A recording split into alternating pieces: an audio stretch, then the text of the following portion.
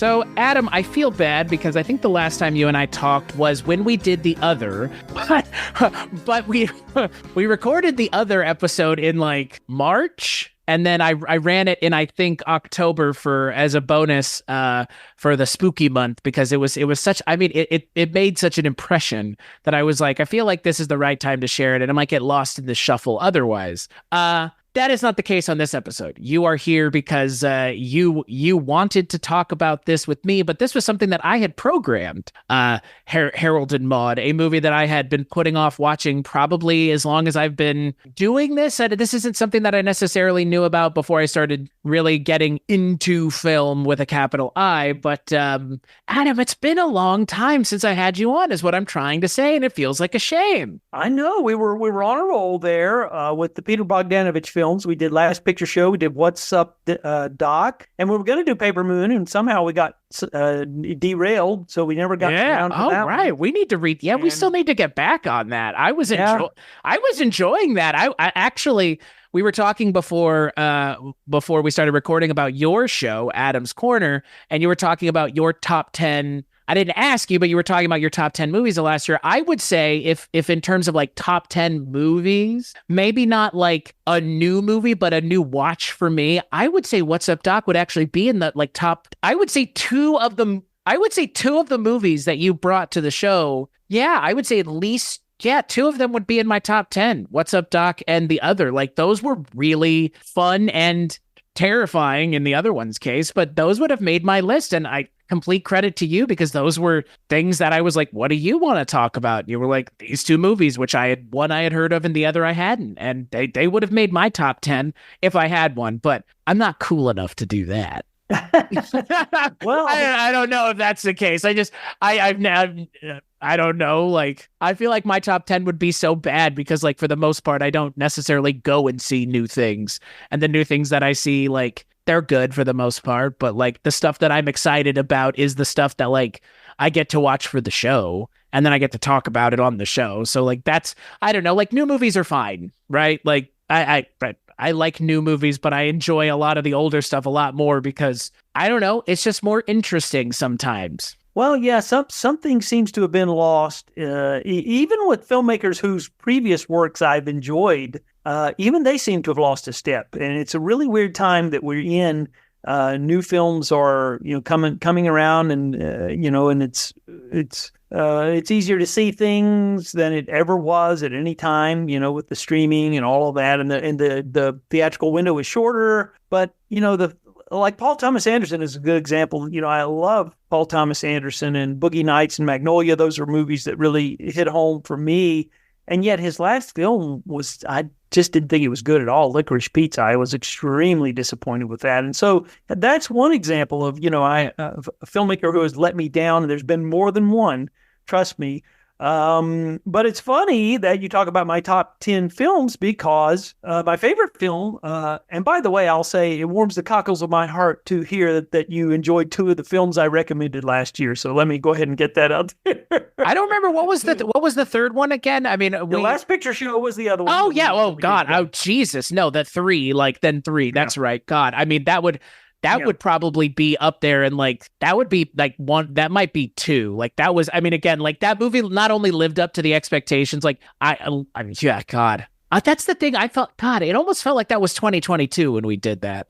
Like, I don't know, 2023 was a very weird year. It felt very before and after a certain point. And so like, God, Last Picture Show. Okay. Yeah. We did all those. Yeah, last year we did all three of those. It was we were on a roll there for a while, and then we got sidetracked. So, but no, what I was going to say was my favorite film last year was directed by Alexander Payne, and that was The Holdovers. That was my favorite film. I really enjoyed it. I'm sure I'm going to be revisiting it probably every year at Christmas because it is a Christmas themed film, and Alexander Payne's films have a certain kinship with the director that we're going to be talking about tonight. That's what I was going to on this episode.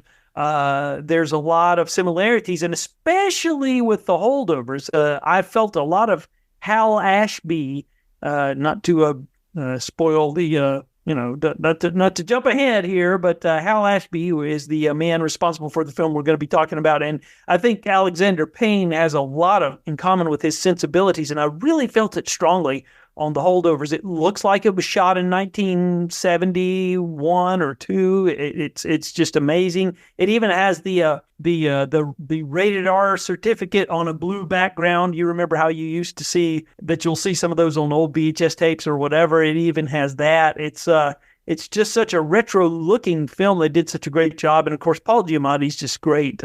Nobody does curmudgeon like Paul Giamatti, and having a touch of curmudgeon myself, certainly, I guess that's why I feel a kinship anytime I see Paul Giamatti in a film. So yeah, I always, in fact, I've been told by quite a few of my close friends that Sideways, that he also collaborated with Alexander Payne on, that they said, if you substitute wine for film, you're that guy, because oh my God. You're that picky because you won't date a woman if she doesn't respond to certain movies, and because he's constantly saying if she likes Merlot, that's it. I'm not, and so right. I'm kind of like that guy. So I said, well, guilty as charged. So I mean, you know what? Again, Adam, you know what? Like, that is why I love you, because you are you. And that is the most endearing thing about you, is like, but seriously, like, and that's the thing that I love about getting to do this, is getting to meet people that are passionate about things. Because at a time and place long before now, we both existed when being passionate about things made you uncool and unexciting to people, and a nerd or whatever. And now, and like, apathy was at an all-time high. And I'm not saying you can't be apathetic now, but I think it is much more cool. And I think we as society would agree that it's more cool to be passionate about stuff and to give a shit, as opposed to not give a shit. I'm not saying, again, there are certain things to not give a shit about, but giving a shit about the things you love, or doing good, or something to that effect, like, I think is a lot better than just not caring at all. So that's cool in my book. And you know what? I mean, Sideways is a great movie. And Paul Giamatti's great in that movie. And I do like your transition, because like you mentioned on this episode of the Kulturecast, I am still your host, Chris Stachiw, and I'm joined by the host of Adam's Corner, a podcast that you can find on the internet, Adam Long. Yes. And I thank you for having me back again. I just, I do hate that there's been such a gap, but, life happens, and we wasn't intentional, but, I'm just glad to be back on as a guest. I always enjoy bantering it up with you. And we always, the time just flies, and it really does when we do these shows. I just blink and it seems like an hour or more has passed. So, and months, I think close to 6 months since we last chatted, and it's like no time has passed at all every time we reconnect. So it's funny how that works. And that's a sign of a good friend, where you can just pick it up where you left off half a year ago, and it's like no time has passed. So that's always a good thing. You took the words right out of my mouth. And you know what's funny? Like, since the last time we talked, you are, like I mentioned, again, not to bury the lead, but you are your own podcast host now. So you do if you want to tell the audience a little bit about what your show is, if they were to go and listen to Adam's Corner, what they would be hearing. Well, I used to be the home entertainment correspondent for Movie Geeks United, and I reported on physical media releases every month. I've been doing that since 2014, I guess, and Movie Geeks had been around since 2007. So I joined them when they were roughly about 7 years old. Jamie Duvall, the creator of the show, had asked me. I was a fan of the show and called in frequently, and he finally just said, why don't you just come on and be a home entertainment correspondent? And so I did, and really found it to be something that I enjoyed more than I thought I would. I write for a local publication. I'm in the Charlotte, North Carolina area. It's actually a print publication, but it's also online, focused newspaper. And I'm a member of the Southeastern Film Critics and North Carolina Film Critics, so I vote for those organizations when the awards come along. So I was already doing that when Jamie asked me to join the Movie Geeks team, and I did. And then Jamie decided this past summer of 2023 that he just didn't want to do it anymore. The passion had left him, and he said, I've interviewed pretty much everybody that I wanted to. I mean, on his show, he had at different points, Francis Ford Coppola, James Cameron, Brian De Palma. The list of people that he's had on there is pretty amazing. It's staggering. And holy shit. Jamie was lucky in that his podcast was one of the first. And so he got in at the starting gate. And so podcasting was a new thing. And so a lot of these directors were curious. And so he had done, for instance, he did a 1 week series of live shows where they got as many of Brian De Palma's collaborators as they could possibly get, and they covered a film each night. And they would have like Paul Hirsch, his editor, or William Finley, who's in Phantom of the Paradise, and Nancy Allen, who's in Dressed to Kill. And they had so many for an entire week. They did that. You can find those shows online. And apparently Brian De Palma was listening, and it was podcasting in its infancy. And so when it came time for De Palma to promote his next film, well, he reached out to the movie geeks, and so he came on, and of course they were like, I'm gonna route, as any one of us would be. Yeah, so it was pretty, so those are the kind of things. So Jamie had the fortuitous, I guess foresight is the word I'm looking for, to start the podcast at a time when it was, it was a new thing, and so he'd kind of done everything he had wanted to do. I think the only people that he didn't get to interview that he wanted to and tried multiple times was Al Pacino. We actually went to a screening together for City Hall, where Al Pacino sat 3 rows in front of us on this. We were 3 rows from the stage, and he was within the distance where he could actually talk to Mr. Pacino. And we didn't have any luck getting him on. That was the bad thing.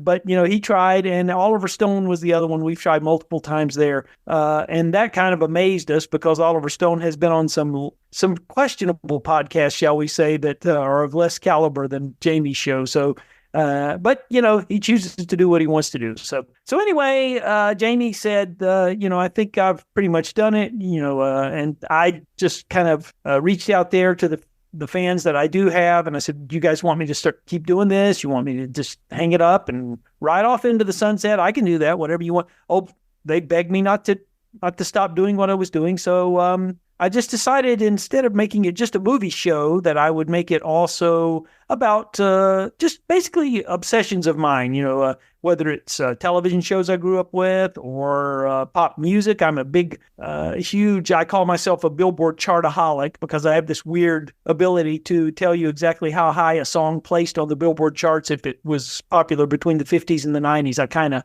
got out of that once we entered this century, but for about 40 years there, I'm pretty good about telling you if somebody was truly a one-hit wonder or they weren't. And so I'm as obsessive about that as I am about film. So so I figured it was a good place for me to interview people who were not just in film, but pop music, or in the case of one of the people I interviewed is a guy who I'm he's got an online radio station called The Awfully Awesome 80s. I'm a big fan of that. I reached out to him. I had him on. We talked about one-hit wonders who really weren't one-hit wonders. And so that's kind of some of the things that I'm doing. And the latest show that I had posted was I did an interview with Christopher Norris, who was on the TV show Trapper John MD, and she was also in Airport 75, which turns 50 this year. She's one of the few surviving cast members. So that's the kind of stuff I'm doing. I also had the creator of the Incredible Hulk television series, Mr. Kenneth Johnson, came on for the 3rd episode, and he shared some rare behind-the-scenes photographs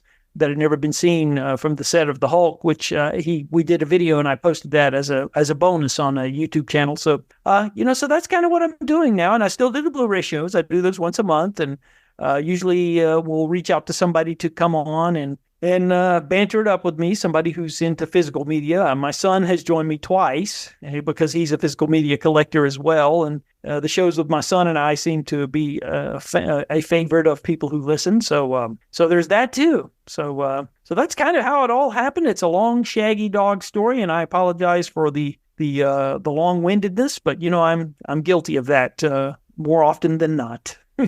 I'm just sitting here listening. There's no long-windedness as far as I'm concerned. So, I will say, again, like you mentioned, doing a podcast, and then especially what you're doing, a weekly podcast, is it's nothing to sneeze at. And it's impressive. And again, I am impressed, and again, super excited to listen to your show. I have listened to some episodes, and I think, again, what you're doing is great, and giving yourself an opportunity to talk about the things you care about and sharing that with other people is cool. That's what I try to do. I know that's what so many of us try to do with the movie podcast side of things, or just, pop culture podcasts in general, is, sharing. Ultimately, it's about sharing or talking about or analyzing the stuff that makes us feel a certain way. I won't say love, because there are plenty of people that make content about stuff that I don't think they like at all.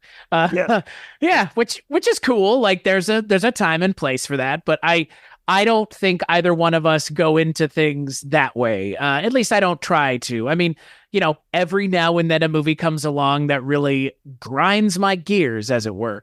This is not one of them, because on this episode of the Kulturecast, like Adam's kind of alluded to, we're going to be covering the first film of February, which is a romantic comedy, but this is a drama that, like you mentioned, is Alexander Payne.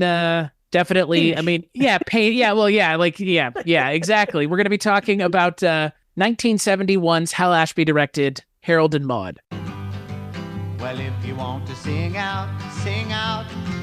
And if you want to be free, be free.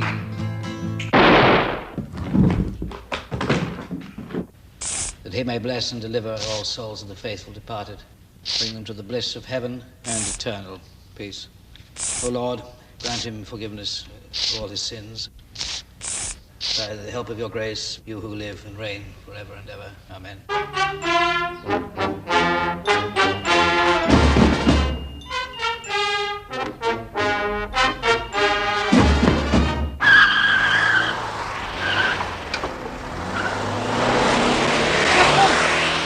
She took my car.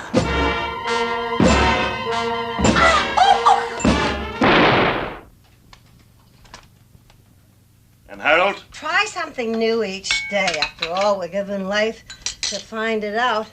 It doesn't last forever. Oh, it's all right. It's organic. Harold? Maude? Did I tell you I'll be 80 on Saturday? This is definitely a new experience for me. And the smell. All around us, living things. What sense in borders and nations and patriotism? Aim above morality. Take a chance. Get hurt even, but play as well as you can. I haven't lived. I've died a few times. Oh, Harold, everyone has the right to make an ass out of themselves. Can't let the world judge you too much. Do you have any friends? Maybe one. Would you care to talk about this friend? No. Commingling with sagging breasts. Absolutely no. Now, are you ready, Harold? Should women run for president of the United States? Well, I don't see why not. Absolutely yes. Is it difficult for you to accept criticism? Oh, no. Do you believe in capital punishment for murder? Absolutely yes. War is not all black. Why, hell, World War II gave us the ballpoint pen. That's common knowledge. Hey, where's my old lady? I'll be gone by midnight. What?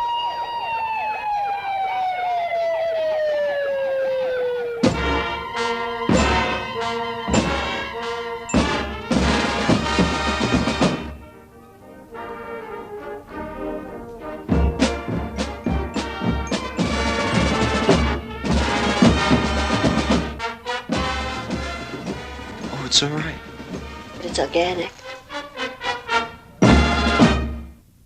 So the film is directed by Hal Ashby, written by Colin Higgins, who I have seen a lot of his films recently, completely randomly, and it stars Ruth Gordon and Bud Cort as the titular Harold and Maude, a young man and an older woman who find companionship in one another, and that is like the one sentence description of this movie, but there is so much more going on. I am super excited to talk about it with you, Adam. So I am going to kick it to you first. What is your relationship with Harold and Maude? Well, my relationship with the film goes back about 40 odd years, I guess I would say.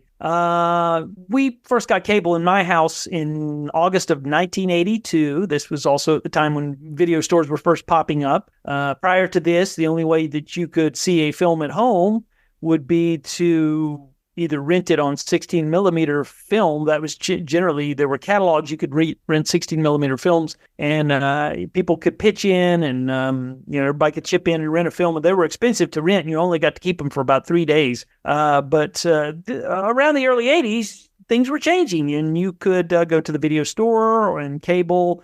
And I think cable channels were doing package deals. They were buying a lot of these older films in package deals, and they would show them over and over again. And Harold and Maude was one of those films. It was on Cinemax, and that's where I first caught it, I think on a Saturday morning. I think my father and I just happened to have the Cinemax on, and there it was, and I'd heard the title.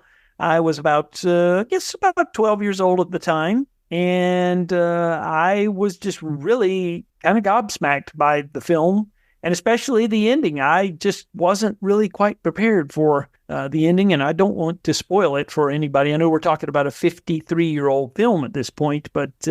we sure are. Yeah. I would say the statute of limitations has long expired on this movie, but we will be talking spoilers, but I do think, and I think you would agree, just to say broadly... again, and this is not something that I necessarily think matters in a lot of ways, but this is a movie I think you and I would broadly agree is worth checking out, right? Oh, absolutely. Yeah. Okay. It was the second film for Hal Ashby, and I didn't get a catch, and it was the first, I don't think it was the first film of his I'd seen. I think before this, I had seen Bound for Glory, which is his biopic of Woody Guthrie. I'd seen that on CBS when it ran on the CBS, I think, Tuesday Night Movie or something. So I saw that in the late 70s, and Being There, which was his film with Peter Sellers, that was actually filmed about 2 hours from where I live over at Biltmore House. And so that's the palatial estate that doubles for Melvin Douglas's character in the film. That's where they filmed. I'd say probably the biggest part of the film was shot at Biltmore House, and that's a major attraction in North Carolina. People go there at various times of the year to see it, especially in the fall and at Christmas. And so those were probably the first two Hal Ashby films that I had seen, but I knew the name because I was in third grade, I think, when Coming Home came out, and I remember seeing his name in the ads, but I was a little too young to see that at the time. So I guess Harold and Maude was probably the third of his films that I had seen, and I don't really think that I put the pieces together that his sensibilities until later on. But I knew that this was a different kind of film, that's for sure, because it was certainly the first time that I had ever encountered a couple, a romantic couple that was such a large gap in age, and that these people were drawn together in such a way that I was not used to seeing in conventional love stories of the time of the early 80s or late 70s that I'd been exposed to. And it was definitely like a breath of fresh air. I didn't get a lot of the nuances or the deeper meanings of the film until I was much older, and I was revisiting it on subsequent viewings brought new layers of meaning to me. And then, I guess it was about 20 years ago, I finally sought out the script and read it. And the script is just a terrific read by Colin Higgins, as you mentioned. It's I think it was his first screenplay, I believe. It was his thesis. Yeah, that's correct. That's correct. Isn't that wild? I mean, hey, that's your thesis, man. It's like Dark Star. Like, holy shit, I would love for that to have been my thesis. Like, come on. Yeah. Some people, they just have talent right from the get-go, and it's very evident. And this was reading his script, and a lot of times you read a script and it's not a good read. It's just a blueprint for the film. But you read the script for Harold and Maude, and you're laughing out loud as you read it, and it reveals things that they're in the film, but I don't think they didn't resonate as strongly to me until after I'd read the script and went back and rewatched the film, and I think it gave me an even deeper appreciation of the film.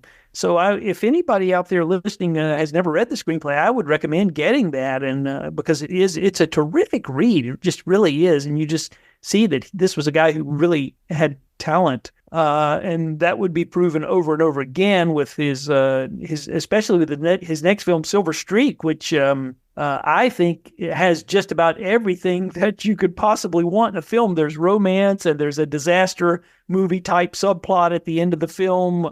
There's a murder mystery. There's everything you want in Silver Streak, and so this was not a one-trick pony. He was certainly a real talent who was unfortunately cut down way too short by AIDS in an AIDS casualty in the late 80s. And that's a shame, because I would have loved to have seen what he would have gone on to do. And apparently he had a very good friendship with Dolly Parton. Of course, they met on the set of 9 to 5, and then she specifically requested that he be in charge of writing and directing The Best Little Whorehouse in Texas. So they were very, very close from what I understand. So yeah, other people could obviously see his talent as well, but it's very much on display, even though this is a Hal Ashby film, and Hal Ashby has a certain sensibility too. And so I think it's a good meshing of the both of them. It's really a perfect project they just blend so well together with this film. And the casting, of course, Ruth Gordon, she won the Oscar for, I believe, Rosemary's Baby for Best Supporting Actress. I want to say she did, or she was at least nominated, I believe. So if she didn't win, I can't remember right off the top of my head. But she had. So this was kind of the phase of her career revival, and of course, Bud Cort coming off of MASH was, this was like one of his early. Well, and there was Brewster McCloud, so he'd done those Robert Altman films, but this was one of his first non-Altman projects, I guess you would say. And he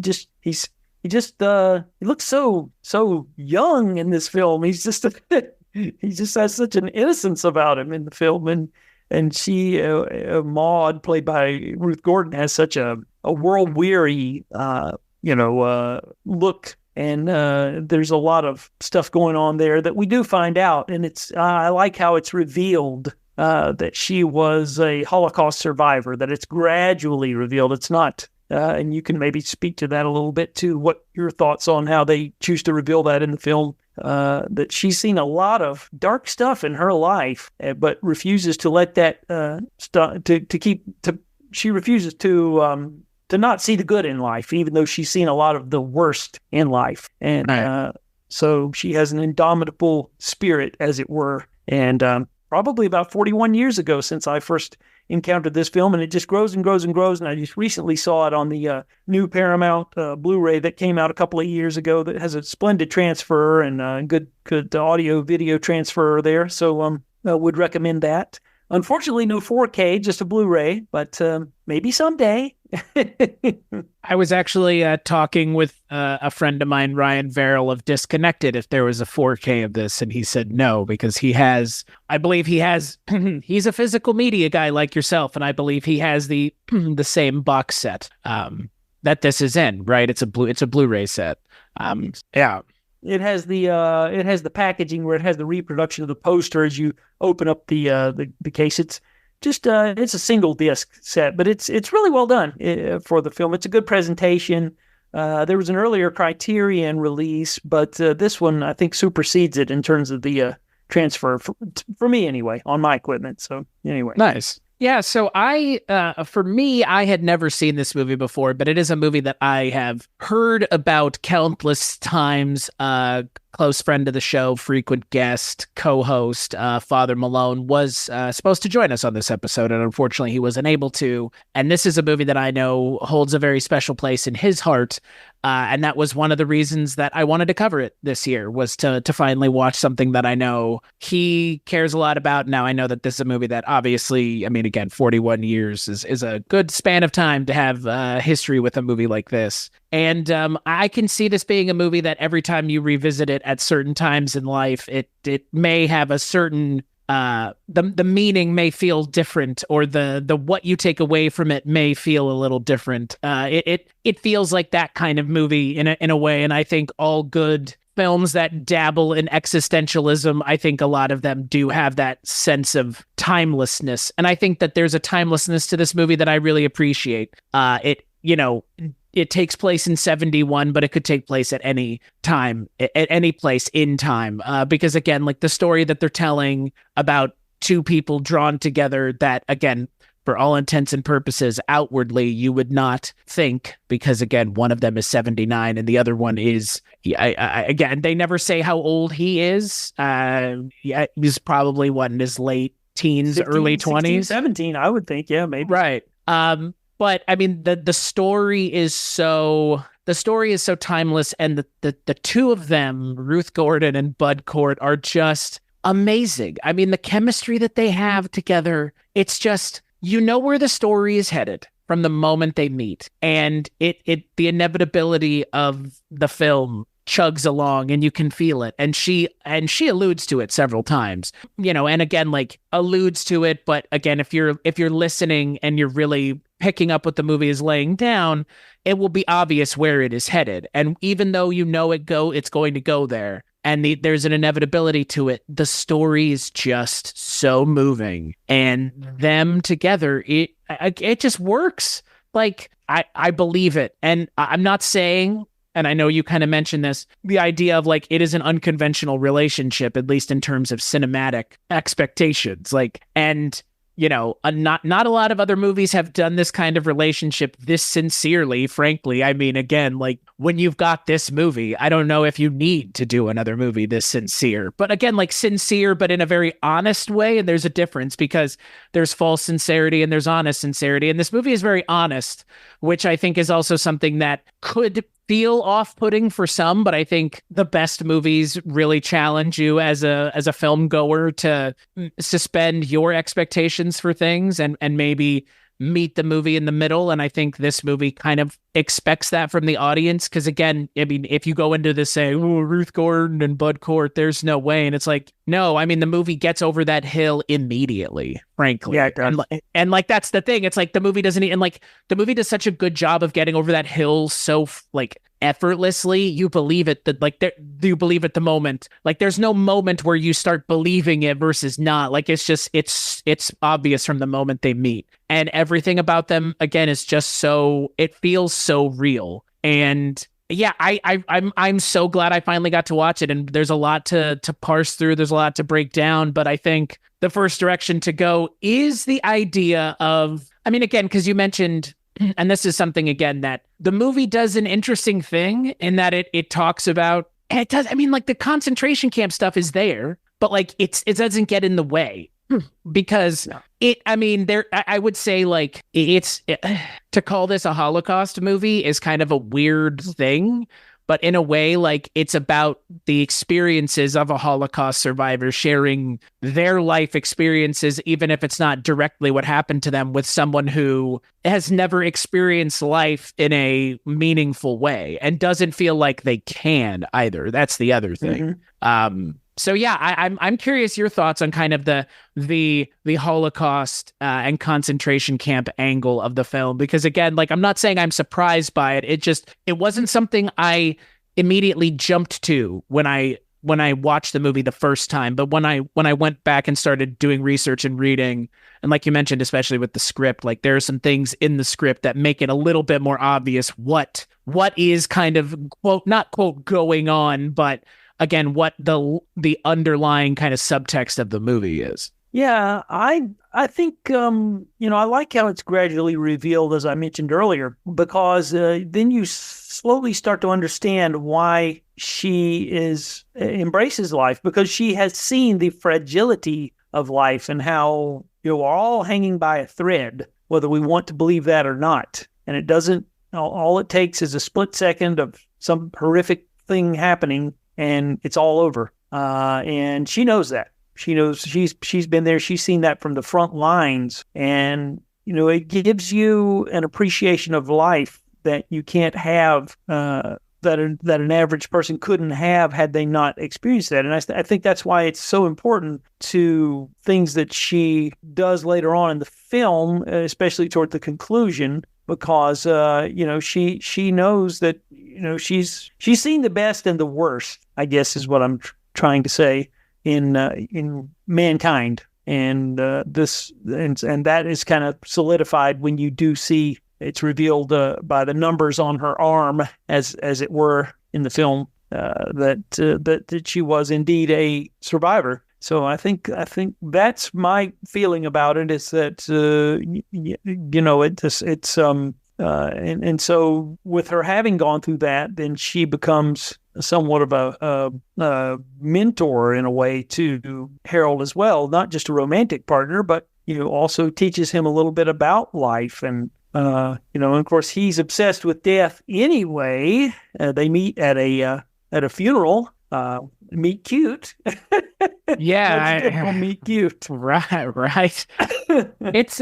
It's wild, that scene where they meet. Like yes. It makes perfect sense with where the movie ultimately heads, but like that, sure. you gotta applaud the movie for making a scene that has no right being as endearing as it is, very endearing for the two characters in it, who are just there admiring the funeral procession, as it were. Yeah.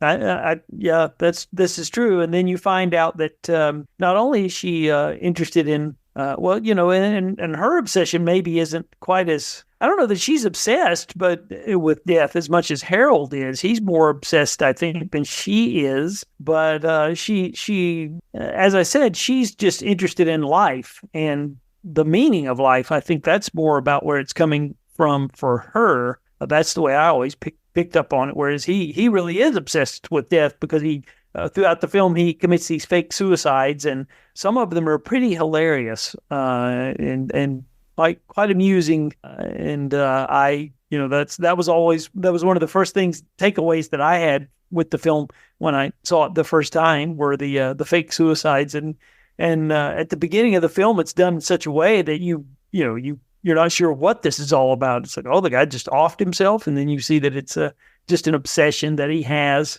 and he's trying to he's kind of in a game of one-upsmanship, as it were, because he keeps trying to top himself with the fake suicides. Right. If you think the last one was bad, just wait till you see the next one.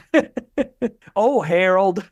Right. And that's the thing that again, like, it's really interesting. And with where the movie goes, especially how the movie opens, like you mentioned, with him committing suicide. And again, like, I think that obviously, in the day and age that we live in now, you can get demonetized on YouTube for even saying the word. And obviously, again, like, I understand why.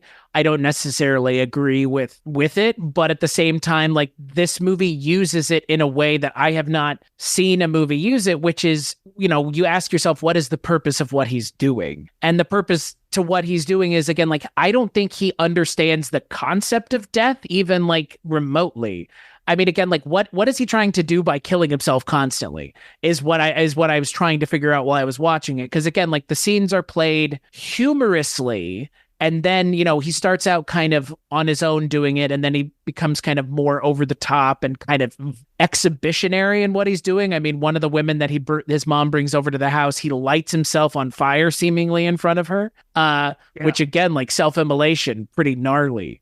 But like, to what end is he doing that? And in some ways it's like to shock these people that his mom is bringing around, but also I think it's to show, like, he's obsessed with death, but I don't think he understands the concept of death, like, at all. Like, I think that he's obsessed with something and he's trying to understand it by engaging in it, but because you can't really engage in it more than once, as it were, he's doing all of these fake suicides. And again, like you said, they start escalating. He hangs himself in the first one, and then by the end of it, he's got like a gun and he's shooting himself, or he's in a pool. It's like, he escalates to the point where they're becoming like hilariously theatrical, and he's involving other people by accident. And again, it's like he's learning about death by engaging in death in a way that, again, like, okay, like, I don't know if there are actual people doing this for this purpose, but in the framing and context of the movie, it makes sense paired with the character of Maude. Yeah. That's a good take on it. Good read. And I think there's a certain rebelliousness to his character as well. I've always kind of had that sort of thing going on too. Just kind of, you just want to, sometimes you just want to get a rise out of people. And I've been guilty of that from time to time. I try to be a nice guy. I try to go along to get along, but every now and then I'll be in a situation where it's just everybody's so serious, and I'm like, I just want to get a rise out of these people. I want to do something ridiculous. and just shake it up here. And so he's like that all the time, I think, and I think we all have those moments where we feel like we're just almost suffocating because everybody's just being so serious, and you just want to do something to break up the monotony of the situation. But like I said, this is not an occasional thing for Harold. He's like this all of the time, or basically from what I'm seeing. But yes, as you said, he doesn't really seem to. It's kind of death is kind of a joke, a ghastly joke to him, and he just laughs it off until he is faced with the actual death of somebody who is very important to him, which you can stop the show now if you don't want to hear how the film ends. But But yeah.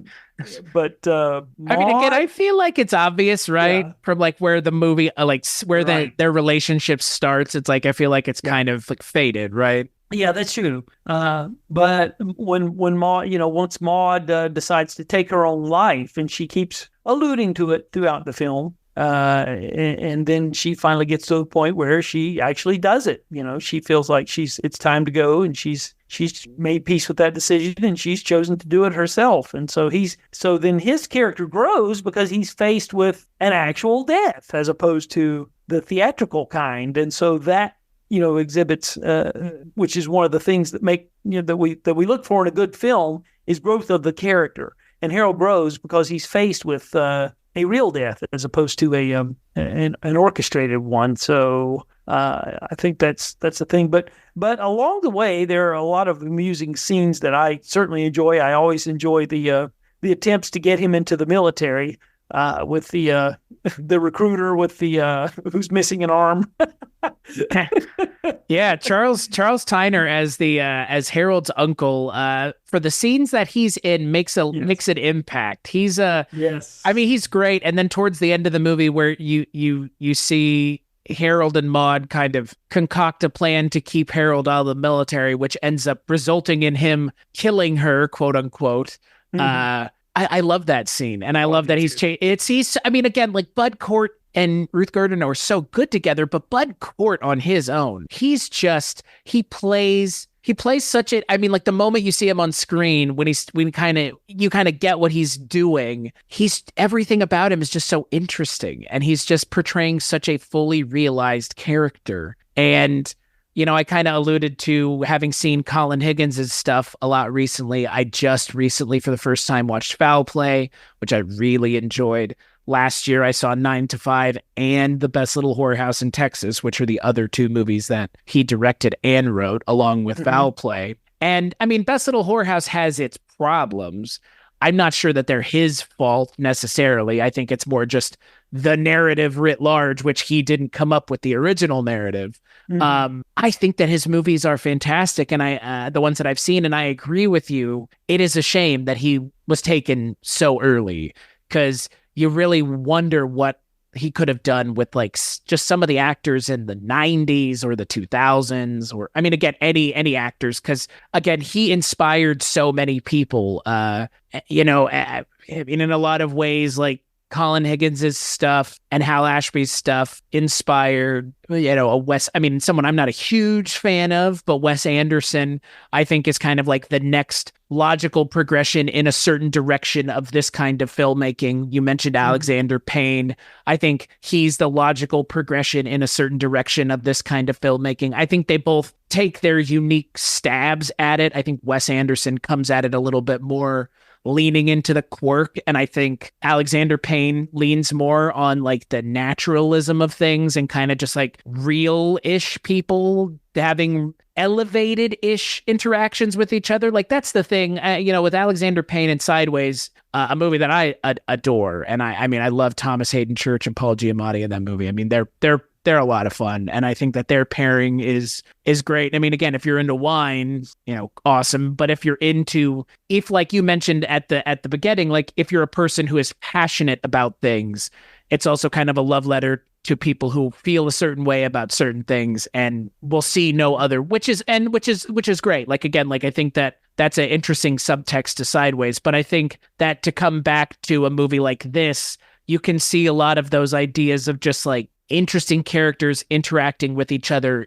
interestingly. And like that, and I don't know how else to put it, because like Alexander Payne, for the most part, writes and directs his own stuff. And the characters that he creates are, again, in a lot of ways, things that are very unique to the kinds of movies that he makes. And I would say the same here. Like all of Colin Higgins' stuff, for the most part, feels very similar, the stuff that I've seen. And like, I appreciate it for that. I appreciate that he seems very capable at making characters that feel real.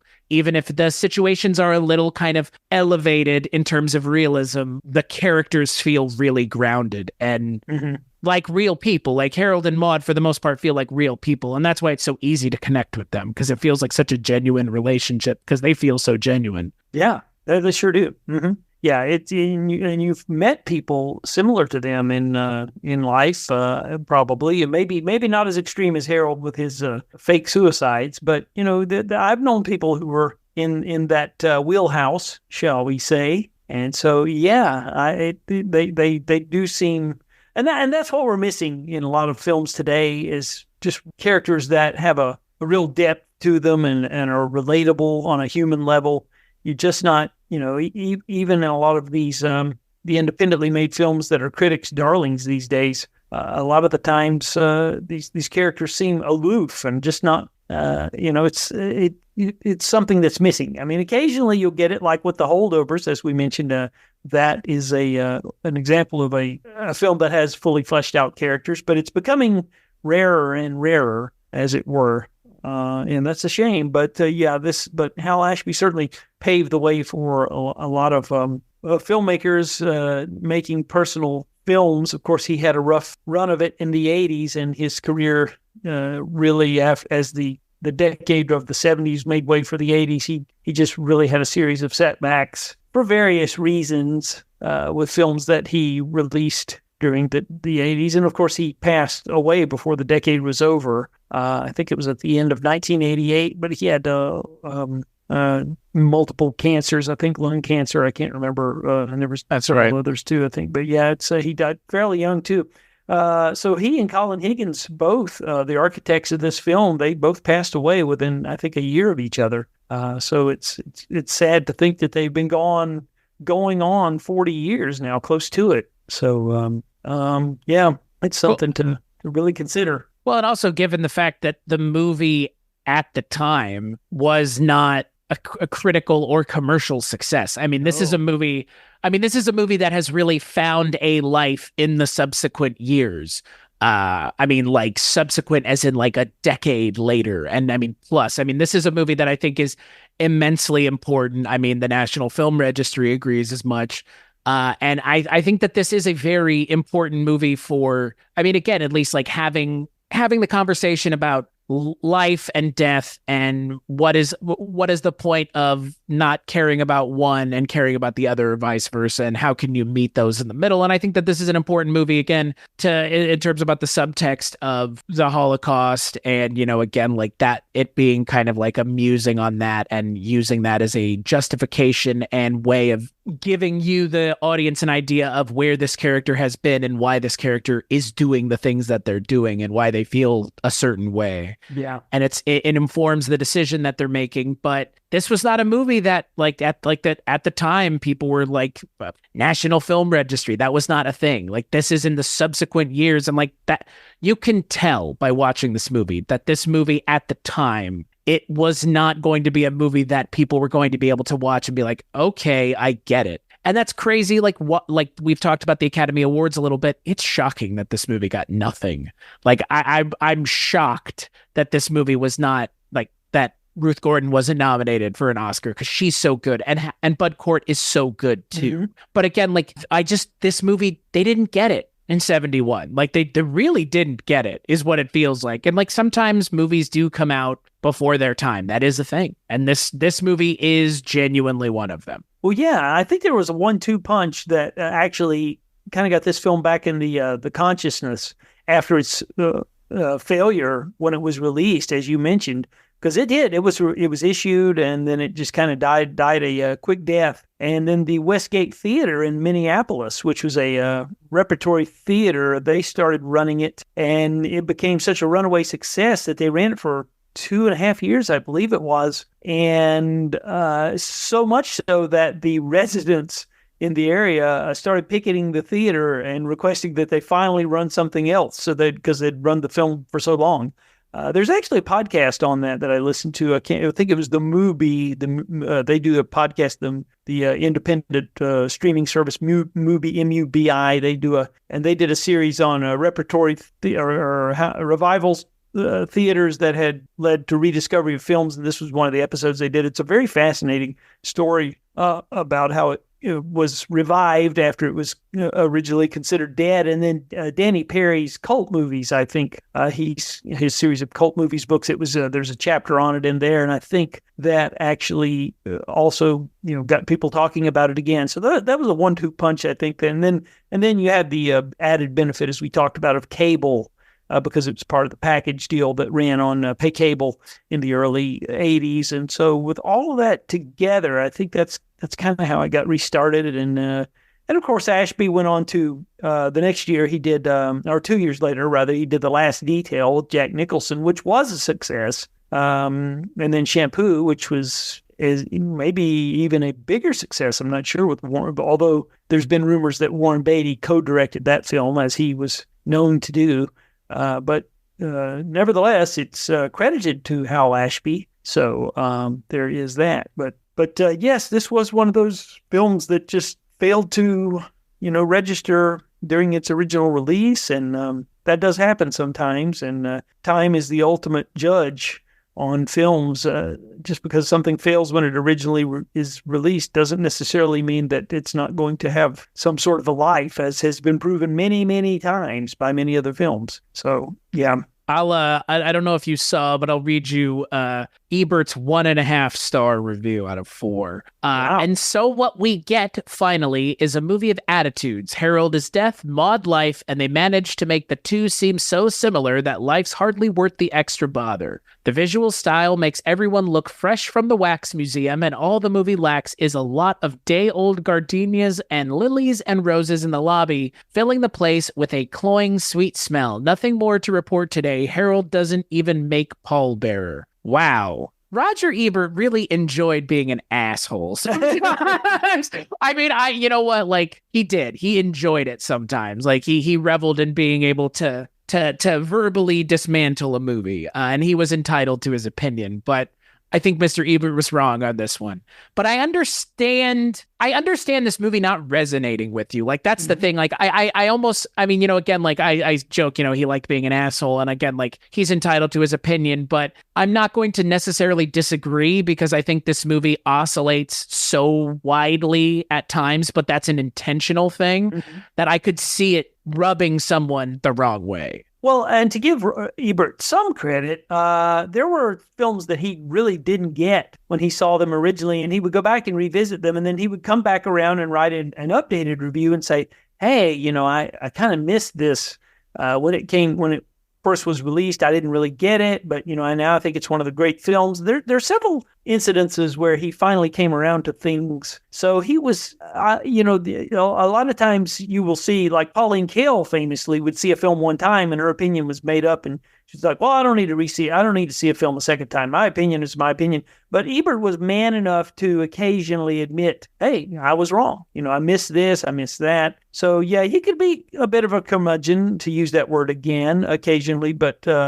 he would, admit when he was wrong and that he missed something. And so I always gave him credit for that. And I'm not sure if he came around on Harold and Maude. I would be interested to know if he ever felt differently as time went on. But yeah, there were several films that he just didn't like. The original Night of the Living Dead. He was notoriously, yeah. But then eventually came around. He came around and said it's one of the great horror films. I missed it, And then I think The Devils, Ken Russell's The Devils. He didn't care for that either. But I think eventually he felt a little differently about that too. So there were some times when he just hated something, and then it's like, well. And I do think that's where Pauline Kael could be wrong in not wanting to go back, and because you sometimes miss things. There have been films that I totally, if I'd seen Vertigo when I was a teenager and I really didn't get it, and it was mainly because I hadn't had profound loss in my life, and as I got older and suffered some profound losses, and went back and watched Vertigo, I saw what a masterpiece it was. It's a film that you literally have to have lost in order to appreciate the film. And so that's one example of many that I could cite that, if you're a young whippersnapper, you're not going to get the things out of that film that you will as a more seasoned human being, as it were. So that's interesting that he gave it 1.5 stars, though I find that very curious, and I will go and look that review up. I'll be interested to read it. Yes. He never came back to it, so not that I could find. To answer your question, I never found. Okay. I never found Ebert changing his mind. It also shows up on several lists of in lots of things that I found. People talk about Ebert being dismissive of the movie, but yet if you go and look on the website, it gives the film a thumbs up. So I don't. What the fuck? 1.5 stars out of 4 and a thumbs up. I fail to see how that's possible, but maybe I'm just confused. Maybe it's it's trying to split the difference. 1.5 stars, but thumbs up because we can acknowledge the fact that it's a culturally important movie. It might not just be for you, and that's the thing. I mean, again, there are parts of this movie that I could 100% see rubbing a contemporary audience the wrong way, like someone younger than me. Not to be the wokester of the group, but again, with something like suicide being played for laughs, that is not a thing that is done in contemporary media. It's just not. It's really just not. And again, I have no feeling on it either way. I know people who have. I know people who have attempted it. It does not trigger me. I mean, again, it's a storytelling device that has been used forever, will continue to be used, and it is what it is in a lot of ways, frankly. Sometimes you just have to get there. Do we have to revel in it? No. Do we have to make it something that people are enjoying doing or appreciative of? No. But again, it's something that can be treated with a level of seriousness. The subversiveness of this movie is the fact that it doesn't treat it that way. And I mean, Colin Higgins, again, in a lot of ways, I feel like he is a subversive writer. And he approaches that subversiveness head on. I mean, we have multiple suicide attempts in the movie, and they're all staged. I mean, they're all very theatrical, and they become more theatrical the longer the movie goes on. And that's the thing that, again, I feel like would rankle some people in 2024, but at the same time, it's the thing about the movie that I appreciate, and you've mentioned it. It's the movie understands what it's doing. Regardless of the time and space that the movie exists in, the message remains the same, which is, again, you cannot have a life worth living if you don't want to live your life at all. And if you don't live your life, you can't complain the day death comes and gets you because you didn't live for anything. And that's an important message. And that's something to definitely internalize in our ever-changing and fast-paced times. It's very easy to get caught in the same loop or the same pattern of doing things and, taking things and people and other stuff for granted. It can be done very easily. And this movie, I think, in a lot of ways makes the case that we should be enjoying the life that we're given, regardless of how we choose to live it. But we are given one life and we should enjoy it, because if we don't, we have nothing to complain about. You can't tell anyone. What does Maude say? You'll have nothing to tell anybody at the bar. That's right. That's true. And how true it is. Well, what do you think about the unproduced sequel and prequel? It is worth mentioning. Oh my God. Even then someone was like, well, we've got this IP here. And it made a lot of, I would,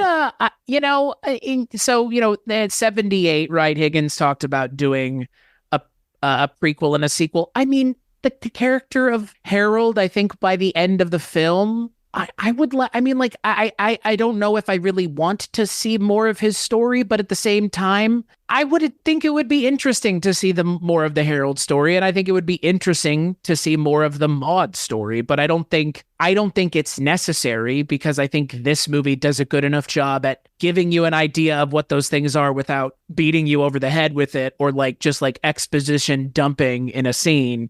It does it in a way that is nuanced. And I mean, if Colin Higgins had written those movies, they probably would have been nuanced. But I mean, again, that's the only person I would want doing them. And he was the one who mentioned it, and they never happened. But I would have watched him. I mean, and we would have talked about him. What about yourself? Well, yeah, the more interesting of the two was Grover and Maude, which was the one where there was the prequel you referred to.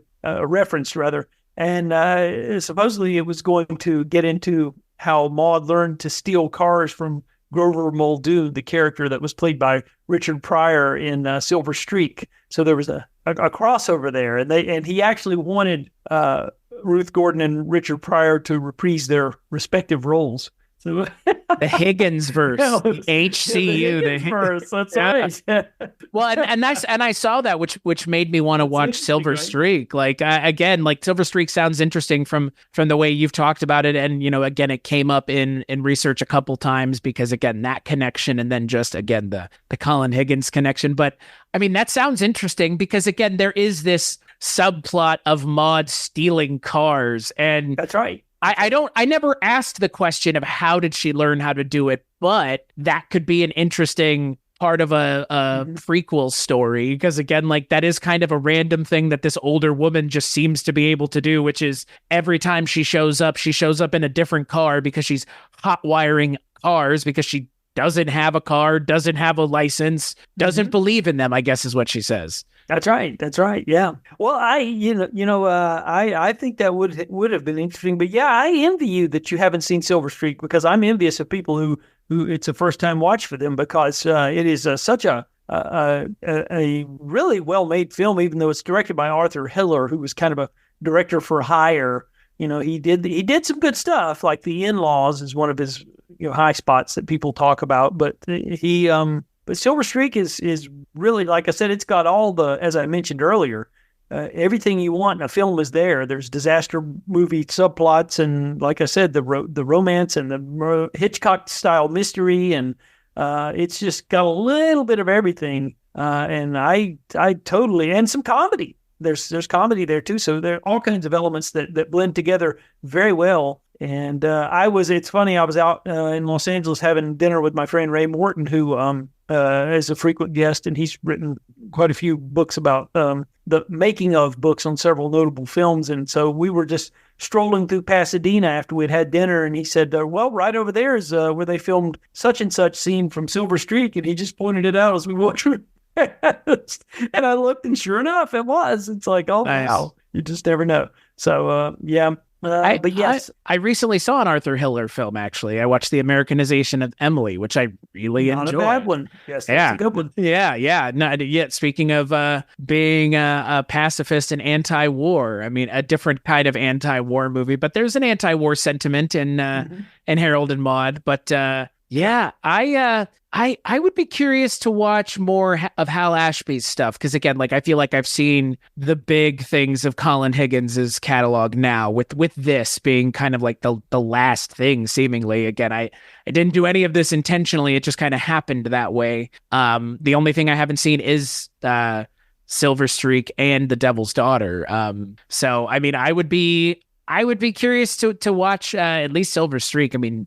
You haven't mentioned The Devil's Daughter, so I mean, I never saw The Devil's Daughter. Actually, I'm aware of it, but that's one that's a blind spot for me. So yeah, I must say it's a TV movie. That's all I know. But yeah, no, Foul Play is great. I mean, I enjoy the characters that Colin Higgins is able to create, and I feel like if there had been a sequel or a prequel, I'm sure they would have been fantastic. Like, I'm sure they would have been worth watching, worth checking out, especially if he was the one doing the script, because he seemed to have a pretty good grasp on how to make interesting characters that are worth spending the entire movie with. And I mean, a scene as simple as, Bud Cort doing somersaults in the middle of a field and Ruth Gordon watching him is just so, I mean, again, it's so simple, but at the same time, like, you get so much of the characters and their performances from just these little scenes together. And the entire movie in a lot of ways is just these little moments strung together between them. And again, like, I'm not saying it shouldn't work, but Ruth Gordon's lust for life and like yearning to live is so infectious that she acts like,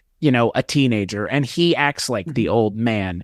But then once they meet one another in the middle, it's, we haven't even talked about it. And again, like, I feel like it's something worth mentioning, but the Cat Stevens music, which was originally supposed to be Elton John. And then, Cat Stevens comes in and ends up doing the music. I mean, I would say that the music from this movie is rather well known. I feel like, I mean, if you've never seen this movie, there's a more than 0% chance that you've heard the song, I feel like, from the movie. If you want to sing out, sing out. I feel like it's pretty well known. But the music in this movie, I think, is also perfect for what this movie is. Yep, totally agree. And it's interesting that the complete soundtrack to the film was not issued until, I think, in the last 10 years. It finally, because there's been several issues of it, but they were missing key tracks from the film. But there was finally a complete version of it that was released, I think, on Record Store Day several years back. So sometime in the last 10 years. But yeah, 2 years ago. Yeah, Wow. Took them a long time. But yeah, because we're talking 2022, and the movie came out in 1971. Yeah, that's a very long time, and it's worth it though, because the soundtrack is that good. I mean, it's Cat Stevens, it's Cat Stevens, and then it's also, I mean, again, it's also the characters in the movie singing Cat Stevens from time to time, which again, like, is fantastic. I think, I'm not old enough to know any of the controversy surrounding Cat Stevens and Yusuf Islam. So I have no opinion on that. I know very little about it other than, again, the base amount of research to be done regarding things related tangentially to this movie. But I like his music for the most part. And I actually don't. What's weird is, like, if you were to step back into the alternate universe where this movie exists, but the music is Elton John, I feel like I don't know if Elton John has that same feel, that folksy feel that Cat Stevens does, that I feel whenever I listen to Cat Stevens for the most part. Like, it's just inherent to the music that Cat Stevens makes, I feel like. Yeah, Elton John did a film score similar to this one for a film called Friends in 1971, and that was also a Paramount release too, I believe. So yeah, he did do something similar to that around the same time. So that might have been why they had him in mind, because he had previously done that. But I think he was more content on moving along with his solo career as opposed to being a film scorer, as it were. So yeah, but I do have the soundtrack from Friends. It is what it is, and it actually had a charting single. The song Friends got into the 30s because I'm the chartaholic. As I said, I know all these chart positions. So, well, did If You Want to Sing Out, Sing Out, it charted, right? No, it did not. Wow, that's a shame. Not a charting single. It may have gotten in the Hot 100, but it certainly didn't make the top 40. And you never can tell about these things. It's funny how, but then again, it's not really a surprise when you think about it, because the film itself wasn't a success. So right, it's no surprise that the songs from the film wouldn't have been a success either, because it just all kind of came and went so quickly, and it took time to build. But but it looks like we've got our work to do. It looks like we maybe can reconvene at a later date for Silver Streak or one of the Hal Ashby.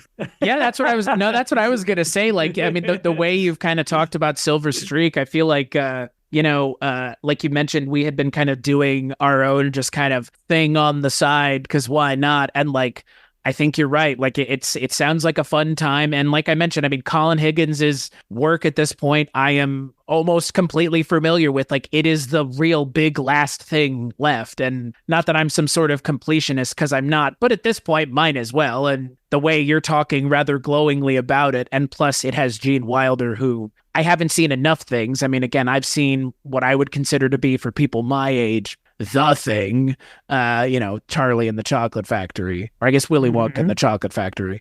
But for me, like, I haven't seen Gene Wilder in enough stuff, so I'll also jump at the opportunity to see Gene Wilder and Richard Pryor in a movie together, which I know was like a big pairing at the time, and a pairing that would happen multiple times, as it were. So yeah, I would totally watch it. I would be game. I mean, again, like, I enjoyed this movie a lot. Like that. That is the thing. To bring this full circle, like, this movie lived up to the expectations of the people that I have heard talk about it, and it lived up to the hype, as it were. I mean, again, I know that this is a movie that means a lot to a lot of people, and it's a movie that people have commiserated over, and, it's an important movie to certain people's relationships, and this is a movie that they bonded with their significant other or their partner over. And I mean, again, two against the world in a lot of ways, like, two weirdos taking on the the world together. And like there is some of that in this movie. I mean, again, there are other movies like it, but for me, this movie, like, I completely understand now why this movie is so important to so many people, and why so many people feel so strongly about this movie the way that they do. Because, like I mentioned, this is a movie that I will not only be sharing with my significant other, but it's also a movie that I will genuinely revisit every couple years, because even watching it 2 times, I took away different things from it. And like, I can only imagine as a older adult the things that I might take away from it. So it lived up to the expectations for me, which I'm not saying movies don't, but sometimes you watch movies like this from this time period, from like the 60s, from like broadly, I would say between the 60s and the 80s, there are a lot of important movies that come out. And sometimes I understand why they're important just by watching them. And sometimes you have to do a little bit more research to understand why they're so important. And watching this movie, I kind of understand it on the face of it. And I also, like we've mentioned, I understand why this movie took a little while to gain some heat, as it were, because 71 is not necessarily a time to be forcing people to have an existential crisis. This is true. Yes. So yeah, Adam, final thoughts on Harold and Maude. I just think it's a beautiful film that gets better with each viewing. It's one of those, just is rewarding on so many levels, and has rewarded me over the 40 plus years that I've had a relationship with it. And I always look forward to revisiting it from time to time. Never tire of it. And it's a film that I will continue to revisit as the years roll on. But my kids are very familiar with it. I showed it to them when they were very young. I think my son was 11 or 12, and my daughter wasn't much older than that when she saw it. So they're very familiar with it as well. So it's a family affair, as it were. Well, and I mean, again, like this is the movie that I can completely understand sharing with someone, and then kind of charting the way you interact with it, or the way that they interact with it. Because again, like there is a lot going on, and it's a movie that I think speaks to a lot of people in a lot of different ways. But again, I mean, living and living honestly, I think, is an important thing that's hard to come by in this day and age for a lot of people. And I understand, and I love a good movie that is entertaining, that feels genuine, but also at the end of the day has a message that I think I agree with and that resonates very strongly with me, which is, life is tough, but sometimes life being tough makes the parts of life that aren't tough that much more worth living for.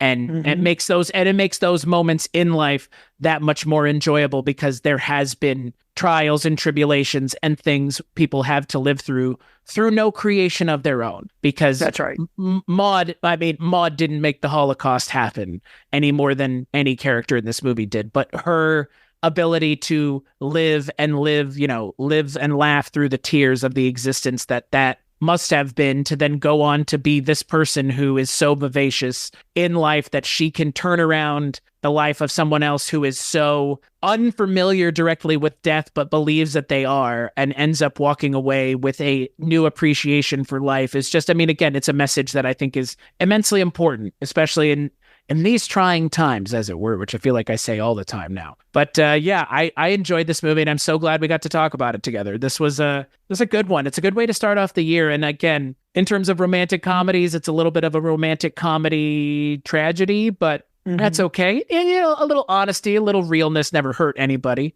I think I appreciate a movie that's honest more than a movie that coddles me as a film goer. So I would tend to agree. Yes, yeah. Gives you a little food for thought. Yeah. So yeah, on that note, let's take a break, and we will play a preview and some ads for the next Kulturecast.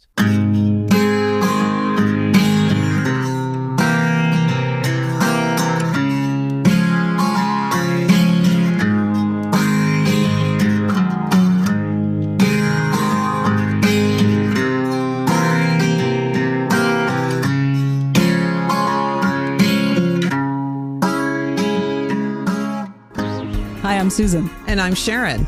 And we're the hosts of 80s TV Ladies. Check us out wherever you find your favorite podcasts. And please like and follow us on Facebook, Instagram, and Twitter at 80s TV Ladies. You can find interviews and exclusive behind-the-scenes content on all of your favorite 80s TV ladies. 80s TV Ladies is the place to go. Please join us. Hi, this is HP from Noise Junkies. And this is Father Malone from Dark Destinations. Please join us as we examine one of the greatest sitcoms in television history, Taxi, on Night Mr. Walters, a Taxi podcast. Good night, Mr. Walters.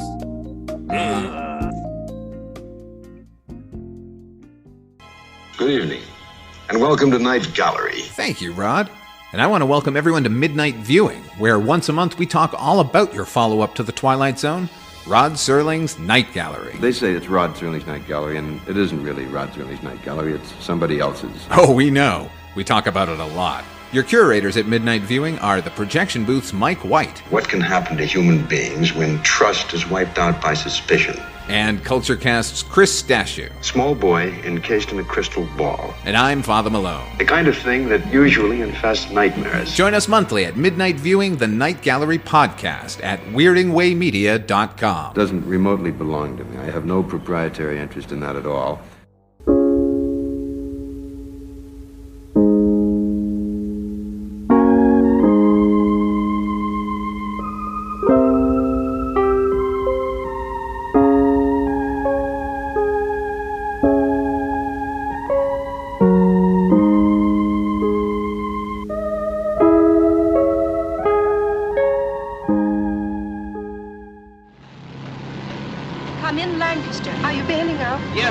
Bailing out, but there's a catch. I've got no parachute. What do you think the next world's like? I'll know soon enough anyway. I'm signing off now, Jude. Goodbye.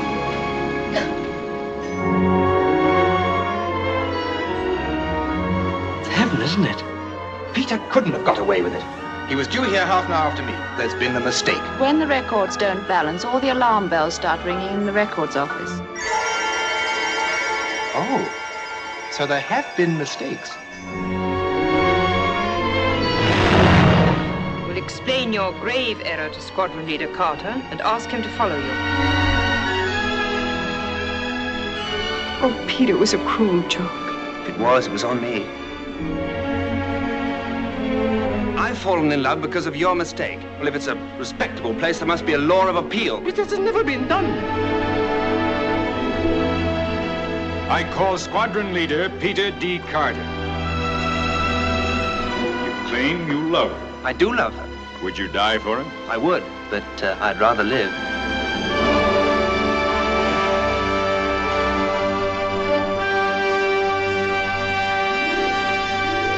That's right. On the next Kulturecast, we are going to be talking about A Matter of Life and Death from 1946 with David Niven, I believe, which I'm super excited to talk about because David Niven's great. On that episode, I'm going to be joined by Mike White and someone's favorite productions, Professor Will Dodson.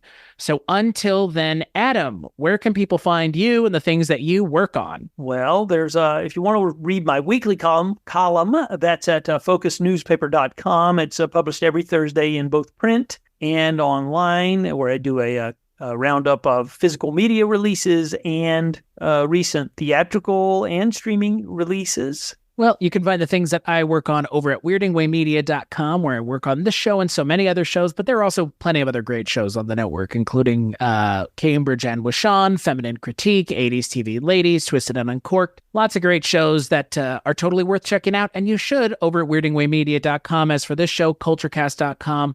Patreon.com/Kulturecast is where you can go to support the show financially. Every little bit helps. And if you get in at the $10 level, you can listen to Rankin' on Bond, a show that I do with the projection booth's Mike White, and Rankin' on Basses and DC Titans writer and executive producer Rich Haddam, where we talk about James Bond movies once a month. And you can find all of that over at patreon.com/Kulturecast. Again, big thanks as always to Adam for coming on the show and talking about Harold and Maude. And we'll catch you on the next episode.